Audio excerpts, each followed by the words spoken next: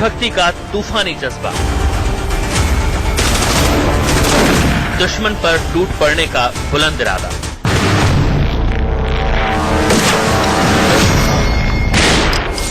सामने उग्रवादी हो या आतंकवादी, असम राइफल के जवान जहां दिख जाएं, वहां से दुश्मन का सफाया करके ही हटते हैं। इनकी नजर नहीं हटती, इनकी बंदूक नहीं चूकती। जब भी ये गरजते हैं तो सामने वाले की धड़कन, नब्ज, दिमाग सब कुछ सुन्न हो जाता है।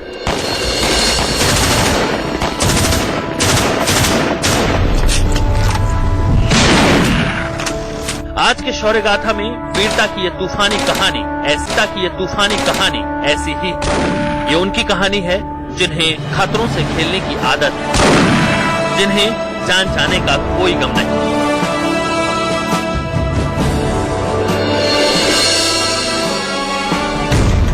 हमारा एक ही देशभक्ति का मोटो है, जो कि हम लोगों ने जो है जब से पैदा हुए तो देश सेवा करते करते हम अपने जान के निछावर कर देने का हमारे दिल में एक जज्बा रहता है।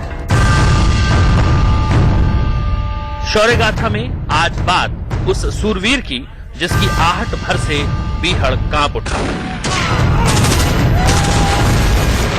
जिसने जंगलों में छिपे बैठे आतंक को ढूंढ ढूंढ कर मारा।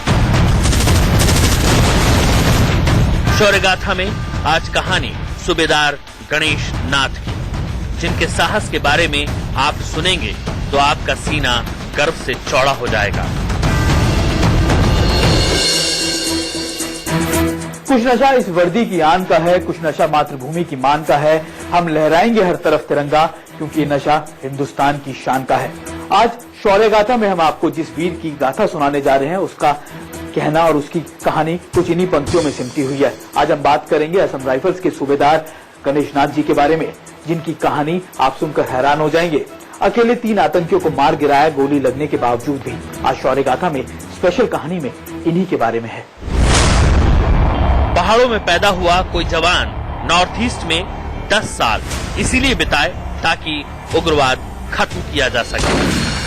उत्तराखंड की खूबसूरत वादियों से निकलकर कोई जवान अरुणाचल प्रदेश को अपना घर इसीलिए बना ले ताकि तिरंगे की आन हमेशा बनी रहे।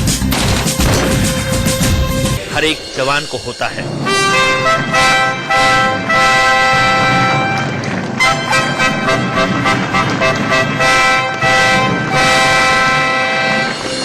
जब मैंने मेडल लगाया, राष्ट्रपति जी ने जब मेरे को मेडल दिया, उस टाइम मेरा जो सीना हुआ 4 गुना चौड़ा हो गया। मैं यही सोचता था कि मैं एक दिन असम राइफल का नाम ऊंचा करूंगा, और मेरे को वो मिल गई। तारीख 11 अप्रैल 2009, जगह लोकतक, मणिपुर। मणिपुर के बिशेनपुर जिले में है लोकतक। घने जंगलों से घिरा हुआ पूरा इलाका। हिमालय के इस हिस्से में या तो सांप बिच्छू पहुंच सकते हैं या फिर उग्रवादी। पूरा इलाका कुकी उग्रवादियों का गढ़ सालों से रहा है। भारतीय सेना अपनी तरफ से इस इलाके में अपनी दखल रखती है। क्योंकि भूगोल कुकियों को सपोर्ट करता है, लिहाजा सेना के लिए कई बार छोटी चुनौतियां बड़ी हो जाती हैं। और ज्यादातर ऐसे मौकों पर कई दिनों तक चलने वाली मुठभेड़ होती है। ऐसी ही मुठभेड़ सेना के जवानों और उग्रवादियों के बीच अप्रैल की उमस में शुरू हुई। अगले 2 दिनों तक उग्रवादियों ने सरेंडर नहीं किया। अब सेना का साथ देने के लिए असम राइफल को कॉल दी गई, और इसमें सबसे आगे थी 7 असम राइफल।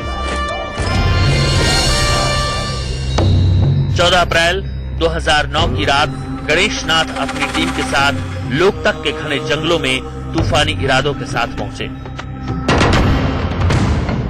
उन्होंने हमको खबर दी थी कि मतलब लोकतक एरिया के अंदर टेररिस्ट का कैंप मौजूद है। हमारे शेर साहब को इसकी खबर मिलते ही इन्होंने ऑपरेशन की प्लानिंग शुरू कर दी। जैसे ऑपरेशन प्लानिंग शुरू की तो उन्होंने हमको अलग अलग टोलियों में बंटवारा शुरू कर दिया, और साथ में अलग अलग जगह के लिए अलग अलग आदमी नॉमिनेट कर दिए। 10 जवानों की स्टाफ पार्टी के बटालियन कमांडर थे गणेश नाथ, जो उस वक्त नायब सूबेदार हुआ करते थे। इस टीम के पास लारोस था। लारोस मतलब long range reconnaissance and observation system. मोटे तौर पर इसका मतलब ये हुआ कि किसी खास जंगली इलाके में होने वाली हर हरकत को आप इस उपकरण के जरिए जान सकते हैं। गणेशनाथ के हाथ में तब सबसे बड़ी ताकत गोलियों की नहीं बल्कि लारोस की थी। रात के अंधेरे में ट्रूप्स को बिल्कुल टैक्टिकली मूव कराते हुए आड़ का इस्तेमाल करते हुए हम लोग जो है आगे बढ़ते रहे और रात के तकरीबन इस अंधेरी रात में रात के तकरीबन 11 बजे हम चिंगा एरिया में पहुंचे।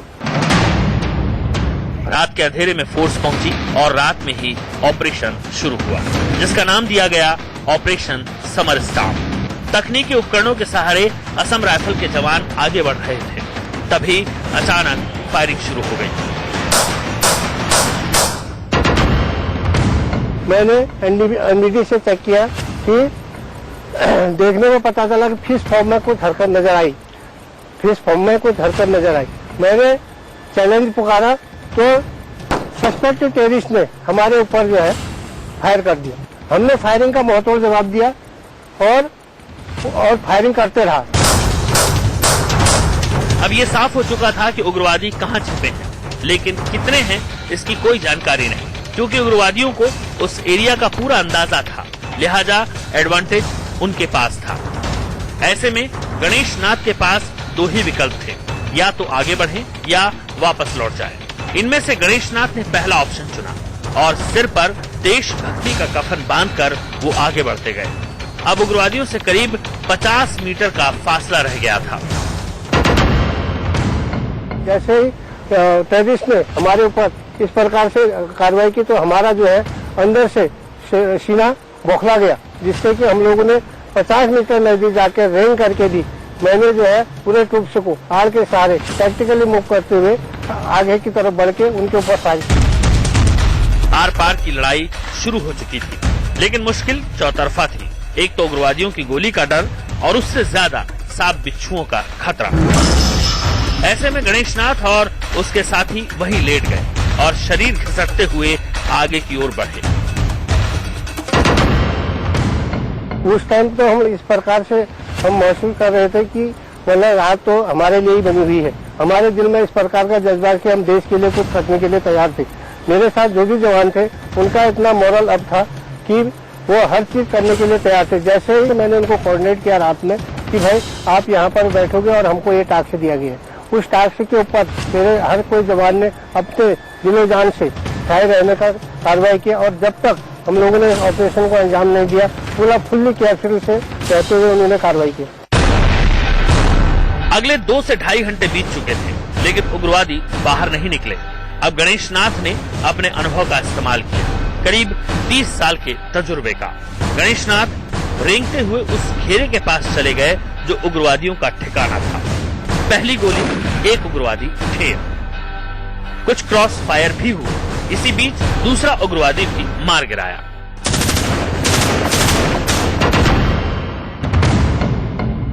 हमारे पास जो था एक LMG थी और मोटर था और उसके बाद हमारे पास AK-47 इंसास राइफल थी। हमारे पास हमारे अवेलेबल वेपन थे ताकि हम उनका मुकाबला डट के कर सकते थे। गणेशनाथ और उसकी टीम के पास गोला बारूद ज्यादा नहीं थे, लिहाजा वो टैक्टिकल फायरिंग कर रहे थे, मतलब एक एक गोली सोच समझ कर। तभी एक गोली गणेशनाथ के पैर में लगी, जिसका एहसास उन्हें काफी देर बाद हुआ, जब वो जमीन पर रेंग रहे थे। आपको पैर में गोली भी लगी? कौन से पैर में गोली लगी थी आपको? मेरे बाएं पैर में गोली लगी। आप दिखा सकते हैं हमें? हाँ, इधर है। इधर आपके उसमें पैर में गोली लगी? क्या आपको उस समय पता लगा था कि गोली लगी आपको? मेरे को उस टाइम पर पता नहीं लगा है इस बारे में। मेरे को बाद में पता लगा कि जब थोड़ा सा मेरे के पैर में थोड़ा सा तकलीफ होने लग गई, जब मैं क्रोलिंग कर रहा था और आग का इस्तेमाल करते हुए रगड़ के जा रहा हुए आगे की ओर बढ़ रहा था, तब मेरे पैर में थोड़ा सा खुरुक जैसी मेरे को महसूस हुई। गणेशनाथ को पता चल गया कि गोली लग गई है, लेकिन रुकने पर जान जाने का डर था। लड़ने पर दो मकसद एक साथ पूरे होते, दुश्मन का सफाया और देश के लिए लड़ने मर मिटने का संतोष। जो सालों से गणेशनाथ के सीने में धड़क रहा था। इसीलिए गोली लगने के बाद भी गणेशनाथ ने अपनी रत्ती भर परवाह नहीं की और अपने अगले टारगेट पर निशाना साध लिया। तीसरा आतंकी कम से कम 40 मीटर की दूरी पर से मैंने उसको मार गिराया। यानी इस पेड़ के करीब रहा होगा? हाँ, इस पेड़ के नजदीक रहा था। 2 आतंकवादी तो पहले ही गिर गए थे, लेकिन तीसरा आतंकवादी जो है एकदम फायर करते रहा, लेकिन मैं उसका फायर का जवाब देते रहा और मैं लास्ट तक भी उसको मारने में सफल रहा। गणेशनाथ अकेले 3 उग्रवादियों को ढेर कर चुके थे। कुल 12 उग्रवादियों के मारे जाने की पुष्टि हो गई। हालांकि कितने और बचे, इसका आंकड़ा कम से कम वहां मौजूद किसी भी जवान के पास नहीं था। तीसरा को जब हमने मार गिराया, गोली लगने के बावजूद भी हमने ये सोचा था कि और अगल बगल में कोई छुपा तो नहीं है, तो हम लोग बिल्कुल सतर्क रह गए और मेरी पूरी पार्टी, मेरी पूरी टीम जो थी वो जो है सतर्कता से बढ़ रही थी और हमने वहीं पर पोजीशन ले लिया था। चूंकि मणिपुर तब उग्रवादियों का गढ़ था, इसीलिए खतरा टला नहीं था। पूर्वोत्तर के राज्यों में सबसे ज्यादा उग्रवादी गिरोह मणिपुर से ही है, 3 दर्जन से भी ज्यादा। ऐसे में गणेशनाथ का अनुभव काम आया। मणिपुर के जंगल और वहां चप्पे चप्पे पर होने वाले हर खतरे से वाकिफ हैं नायब सूबेदार गणेशनाथ। मणिपुर की असलियत के बारे में तो हमेशा से बताया जाता था कि कहीं पर भी कुछ हो सकता है। जिस पर जैसे ही हम रोड वगैरह में चलते हैं, अपनी खानदानी से चलते हैं, तो हम बहुत सतर्क होकर चलते हैं, जैसे ही जब तक कि हम लोग अपने यूनिट लाइन में नहीं पहुंच जाते। सेना के 4 दिन और असम राइफल के 4 घंटे की लड़ाई का अंत हो चुका था, लेकिन उग्रवाद का नहीं। लोकतक में हुई इस मुठभेड़ से स्थानीय लोगों को भी दरबदर होना पड़ा, जिसकी खूब आलोचना हुई थी। सेना सवालों में आई, लेकिन गणेशनाथ जैसे फौलादी जवानों का इरादा कमजोर नहीं पड़ा। मैं ये सोच रहा था कि और भी आतंकवादी निकले तो ताकि मैं उनका सफाई कर सकूं। मेरे दिल में देश के लिए इतना बड़ा जज्बा पैदा हो गया था। जैसे 2 आतंकवादी मरे और उसके बाद तीसरा आतंकवादी मारा, तो उसके बाद मेरे दिल में और भी देश सेवा के लिए आगे बढ़ने का मौका मिल गया। मैं अभी भी ऑपरेशन में जाता हूं तो मेरे दिमाग में यही बात रहती है, उग्रवादी कहीं पर भी मिल सकता है, क्योंकि मणिपुर के अंदर 36 ग्रुप हमेशा सक्रिय रहते हैं। ये वो मणिपुर है जहां उग्रवादियों को काबू में करने के लिए सरकार आफ्स्पा जैसा कानून लागू कर चुकी है, फिर भी ये कमजोर नहीं पड़े। मणिपुर में जब से उग्रवाद ने सिर उठाया है, तब से 10,000 से ज्यादा लोग मारे जा चुके हैं, जो कि सरकारी आंकड़ा है। सोचिए, उस इलाके में गणेशनाथ ने देश के दुश्मनों को मरने से पहले पानी भी नहीं पीने दिया। जब ये ऑपरेशन का नाम समर स्टॉर्म क्यों रखा गया? समर मतलब ये इस टाइम पर हुआ था कि ये गर्मी शुरू होते ही हुआ, और स्टॉर्म मतलब होता है आंधी। यानी आप अपने दुश्मनों पे आंधी की तरह टूट गए थे हम, इसीलिए इसका नाम समर स्टॉर्म रखा गया। गणेशनाथ को इस साहसी वीरता के लिए शौर्य चक्र से सम्मानित किया गया। कई और भी मेडल गणेशनाथ की शौर्य गाथा बयां करते हैं।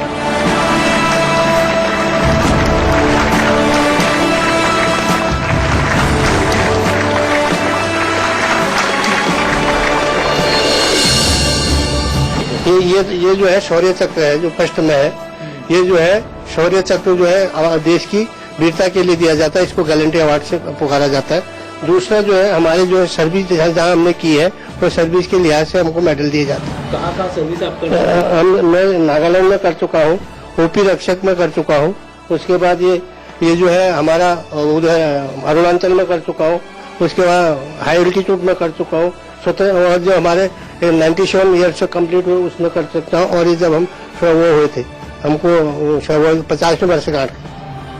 गणेशनाथ कहते हैं, ऑपरेशन पर जाने से एक दिन पहले पिता से बात की थी, लेकिन अब वो साथ नहीं है। ऑपरेशन जाने से पहले मैंने रात को फैमिली से बात किया था, उसके बाद मैंने 3 दिन तक कोई बात नहीं किया। करीब 8 साल हो चुके हैं ऑपरेशन समर स्टॉर्म को, लेकिन इसके बाद भी वो रुके नहीं। मणिपुर के अलावा कुपवाड़ा में भी कई एनकाउंटर में सबसे आगे रहे हैं गणेशनाथ। मणिपुर के अंदर थोबल में भी हम बहुत ऑपरेशन कर चुके हैं, और इसके अलावा JNK में भी हम लोग जो है दुद्धी ऑपरेशन भी सबसे बड़ा ऑपरेशन है, वहाँ भी रहे हम। कुपवाड़ा के अंदर दुद्धी है एक, उसमें भी रहे हैं हम लोग। गणेश नाथ के 3 बेटे हैं, जिनमें सबसे छोटा बेटा पंकज सेना में जाना चाहता है। पंकज की माने तो वो जब भी अपने कॉलेज या साथियों को पिता की तूफानी कहानी सुनाता है, आंखों में चमक और सीना गर्व से चौड़ा हो जाता है। बहुत अच्छा लगता है, प्राउड मोमेंट होता है। मैं जब भी कहता हूँ, मेरे पापा ने एक सर्व के एक ऑपरेशन बताया, तो वो लोग सब कुछ छोड़ के मेरी बात सुनने लगते हैं। वो ईच एंड एवरी डिटेल को जानना चाहते हैं कि एक्चुअल में हुआ क्या था, उस नाइट को क्या हुआ था, पापा ने क्या कार्रवाई की थी, एनकाउंटर में कितने लोग मारे गए थे, सब कुछ एक बढ़िया तरीके से एज ए स्टोरी सुनना चाहते हैं। मेरे जो है बड़ा लड़का तो अभी वो थोड़ा मेडिकली वो है प्रॉब्लम वाला, और लेकिन मेरे 2 लड़के हैं जो कि अभी भी उनमें काफी चॉइस है, वो अभी भी जाने के लिए इच्छुक है। गणेश नाथ अब नायब सूबेदार से सूबेदार हो चुके हैं। उनकी पत्नी कहती हैं, लड़ते हुए पति को उन्होंने कभी नहीं देखा, लेकिन जीत कर आने पर उनके चेहरे की चमक बताती है कि शौर्य की कोई नई इबारत लिखकर वो आए हैं। घबराहट तो थोड़ी होती है, अपने से बाहर होते हैं तो दिल में आता है। जब देखती हूँ, सुनती हूँ न्यूज में, उसमें देखती हूँ वहाँ ऐसा हुआ, थोड़ा मन में वो होती है। फिर अपने आप अपने को संभालने मजबूत करती हूँ, चलो देश के लिए कर रहे कुछ, इसमें डरने की क्या बात। बिल्कुल एकदम लग रहा कि मुझे सपना है कि हकीकत है, तो कुछ विश्वास नहीं हो रहा था। बिल्कुल मैं गई थी वहाँ पर, मेरे सासू माँ थे वहाँ पर, मेरे ससुर थे साथ में, उनको बुलाया, इतना बहुत अच्छा लग रहा था। बिल्कुल जब उनको वहाँ बुलाया गया, पुकार रहे थे, सब बता रहे थे, मेडल लग रहा था, एकदम अंदर से मतलब कि इतना वो लग रहा था, मुझे बिल्कुल बहुत अच्छा लग रहा था। बिल्कुल जब तक देश के पास गणेश नाथ जैसे शूरवीर हैं, तिरंगे की आन बान और शान बुलंद है। गणेश नाथ हैं तो तूफानी जज्बा है, चट्टान जैसा इरादा है और आसमान से भी ऊंची दृढ़ता है।